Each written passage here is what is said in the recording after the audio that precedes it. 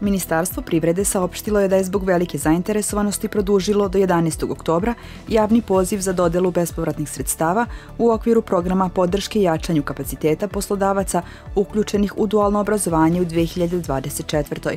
Kako se podsjeća, ukupno raspoloživa bespovratna sredstva za realizaciju ovog programa su 50 miliona dinara i ta sredstva su namenjena za jačanje kapaciteta poslodavaca uključenih u dualno obrazovanje. Dodaje se da se sredstva mogu koristiti za finansiranje dela naknade za učenje kroz rad koju poslodavci isplaćuju učenicima koji pohađaju završnu školsku godinu na dualnim obrazovnim profilima ili za sufinansiranje instruktora za učenje kroz rad.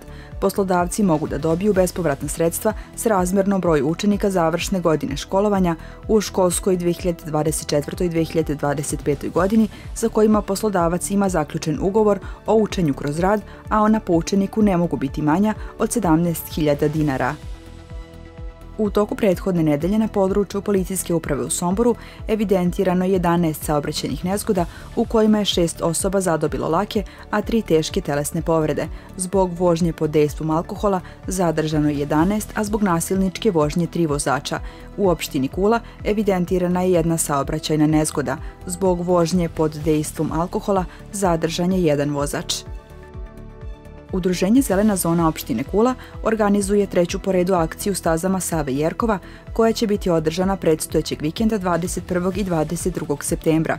U subotu od 16:30 časova na keju kod Šumice biće organizovana skulptura instalacija pod nazivom Vetar, u kojoj će učestvovati deca, roditelji i svi zainteresovani građani. Radionicu će održati Julija Jerkov-Klein, koja je 3 godine uzastopno radila instalaciju u okviru jazz festivala u New Orleansu. Kreacija koja bude stvorena biće izložena narednog dana u nedelju tokom šetnje stazama Save Jerkova. Sav materijal za radionicu je obezbeđen, pa je potrebno samo malo kreativnog duha i hrabrosti da uhvatite četkicu. U nedelju u 15:30 časova učesnici će se okupiti kod restorana Ćuprija, a zatim ih očekuje 9 km lagane šetnje sa pauzom na planinarskom domu, gde su u planu odmor, druženje i aktivnosti za najmlađe učesnike. Ova šetnja održava se u čast Save Jerkova i svih nekadašnjih planinara, svih ljubitelja prirode i zdravih navika. Iz Zelene zone pozivaju sve dobronamerne ljude na šetnju, druženje i boravak u prirodi u nadi da će ih vreme poslužiti. Humanitarna organizacija 1000 za 1000 uz podršku mesne zajednice Lipar, fudbalskog kluba Lipar, osnovne škole Nikola Tesla i kulturno-umetničkog društva Lipar, kao i nekoliko privatnih firmi, organizuje humanitarni bazar i svirku za boleta. Program počinje u 15 časova fudbalskom utakmicom mlađih kategorija Lipara i Kule, u 15:40 časova na programu je folklor, u 16:20 nastupa mađioničar Karlo Veliki, u 17 časova su treninzi pod nazivom Kengurovi skokovi, dok je u 18 časova muzički program pod šatorom na kom nastupa Avenija Band. Tokom čitavog dana biće postavljena dečja igraonica, dvorac na naduvavanje, kao i štandovi sa slatkim i slanim specijalitetima, pljeskavicama i palačinkama. Iz humanitarne organizacije 1000 za 1000 pozivaju sve ljude dobre volje da se pridruže akciji i time daju konkretan doprinos jednoj humanoj misiji. U Vojvođanskoj rvačkoj akademiji u Kanjiži održano je prvenstvo Srbije u rvanju slobodnim stilom za takmičare do 15 i 20 godina starosti. Na ovom prvenstvu nastupili su i takmičari rvačkog kluba SMD iz Kule, a i ovoga puta medalje nisu izostale, te su tako u Kulu otišle 3 bronzane medalje. U konkurenciji takmičarki starosti do 15 godina bronzu su osvojile Elena Batković i Jovana Staničkov, dok je u konkurenciji takmičara starosti do 20 godina bronzu osvojio Danilo Pjevač.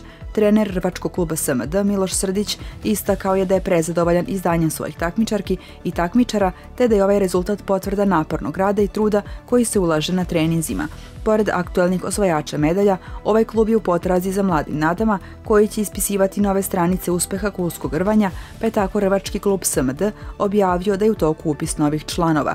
Treninzi se održavaju ponedeljkom, sredom i petkom od 19:30 časova u holu osnovne škole Petefi brigada, a sve informacije moguće je dobiti na broj telefona 065 97 777 10. Rvački klub SMD, iako mlad sportski kolektiv, već ima znatne uspehe, te su tako takmičari ovog kluba visoko rangirani na republičkom nivou. Također, ovaj sportski klub član je Rvačkog saveza Srbije i Rvačkog saveza Vojvodine, a također nastupa i pod okriljem prestižne Vojvođanske rvačke akademije sa sedištem u Kanjiži.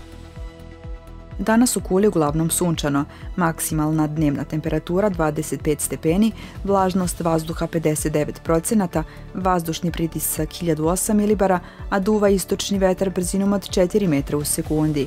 Sutra u Kuli uglavnom sunčano, maksimalna dnevna temperatura sutra će u Kuli iznositi 23 stepena, vlažnost vazduha 59%, vazdušni pritisak 1018 milibara, a duvaće istočni vetar brzinom od 5 metara u sekundi.